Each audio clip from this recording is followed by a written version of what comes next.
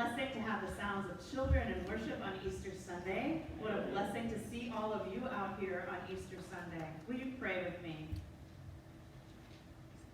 Loving and gracious God, may the words of my mouth and the meditations of all our hearts be acceptable in your sight, our strength and our Redeemer. Amen. Mary of Magdala, Mary James's mother, Joanna, and other women who were disciples of Jesus did the most normal thing they could do on that morning. They went to the tomb with pounds of spices to anoint Jesus' body. There was a practical reason for this. The spices would keep the smell down when people came to pay their respects. They couldn't do it on the night of his execution because the Sabbath was beginning that evening, and then the next day was the Sabbath. So it was on the third day that they came to the tomb, not remembering that there had been a promise about the third day. Imagine expecting to find the body of someone you loved very much, someone whose brutal death you had witnessed. There was no question he was dead. Imagine not finding it. Those women were there when he was placed in the tomb. They knew where he was supposed to be. But here they were, faced with an empty tomb and a stone rolled away, and then these two glowing beings show up and remind the women that Jesus said he would be put to death and he would rise again. But honestly, why would they have thought that such a thing could really happen? I mean, it's impossible, right? Dead people are dead. And yet, when the glowing beings reminded them of what Jesus said, the women seemed to automatically believe it, to go, oh yes, this is what happened. No, his body wasn't stolen. He rose. They go back to the others, the men, who simply cannot believe them. One scholar says that the word that is translated as nonsense, they thought the women were speaking nonsense, is actually much stronger, something like garbage, dribble, or crap. Even Peter, who went and saw for himself, the text says he went home wondering what had happened. It made no sense. It didn't make sense. Empty tombs don't make sense. But the glowing beings actually summed up the whole situation in the question that they asked the women. Why do you look for the living among the dead? Why do you look for the living among the dead? Well, they couldn't wrap their minds around the idea that Jesus was not dead.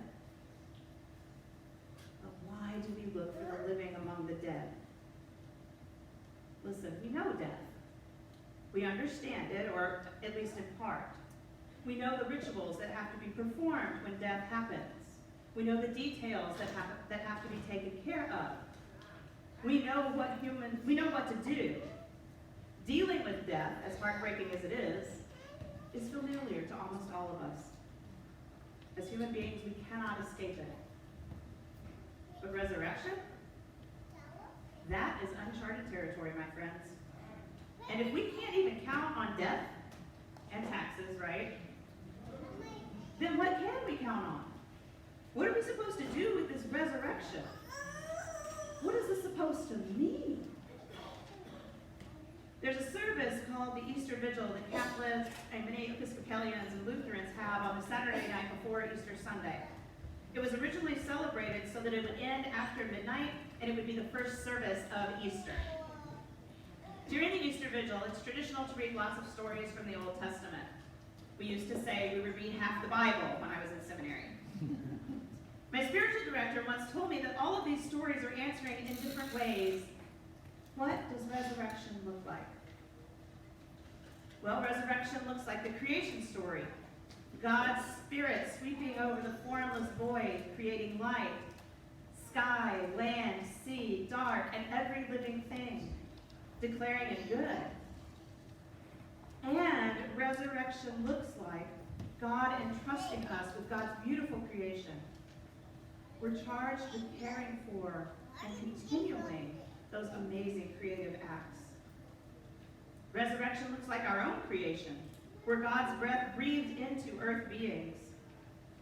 created in the image of God from God's own imagination and will, and declared very good. We celebrate that absolutely all of us are created in the beautiful, infinitely diverse, and unknowable image of God.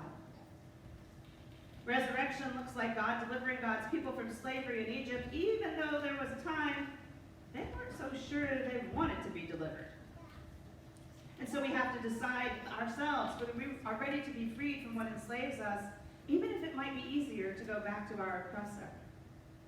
The Israelites asked, were there no graves in Egypt when they lost hope? Of course there were graves in Egypt. The grave was not the point. We also have to do the hard work of enacting liberation for ourselves and for everyone, remembering that none of us is free until we are all free. Resurrection looks like the story of Ezekiel and the dry bones, God transforming the human remains of war. Bones long dead come together with sinews, flesh, and skin. And God's breath comes from the four winds, and they live. God brings these dry bones up from their graves. So even when we feel completely annihilated, defeated, dried up, and dead, we can choose to hear the prophecy and allow God's breath to bring us to life together, a community of people enlivened by the very breath of God. Friends, resurrection moves us forward. Believing that death does not have the final say is a powerful, even if difficult, mystery.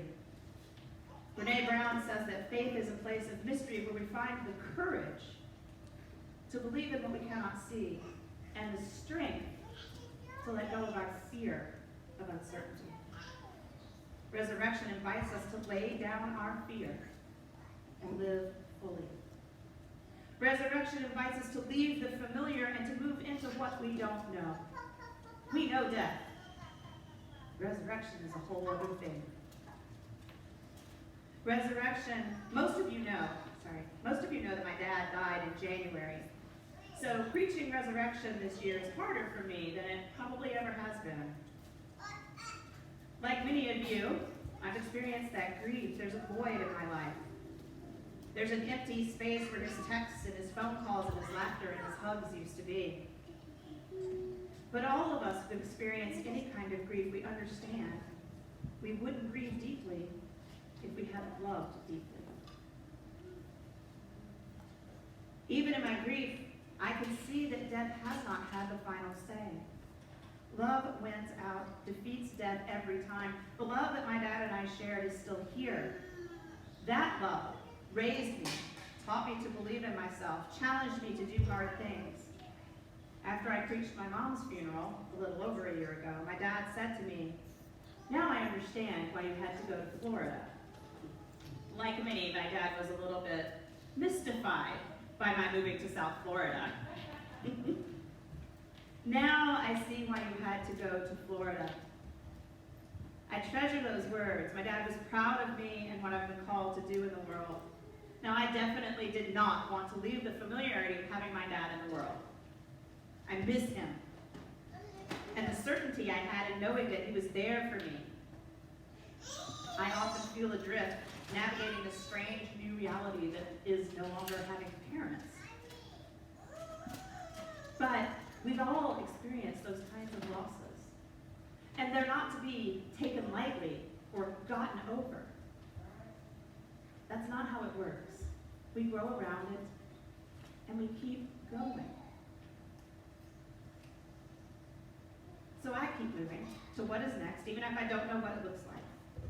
Because I know I wouldn't be honoring my dad if I didn't live fully. If I didn't continue to show him why I ended up in South Florida. That's what resurrection calls us to, my friends. To leave the familiar, overcome the fear, and move into this inexplicable mystery. I think of all the ways our queer community has done that before. We dared to resist unfair treatment in a bar and spawned an entire movement.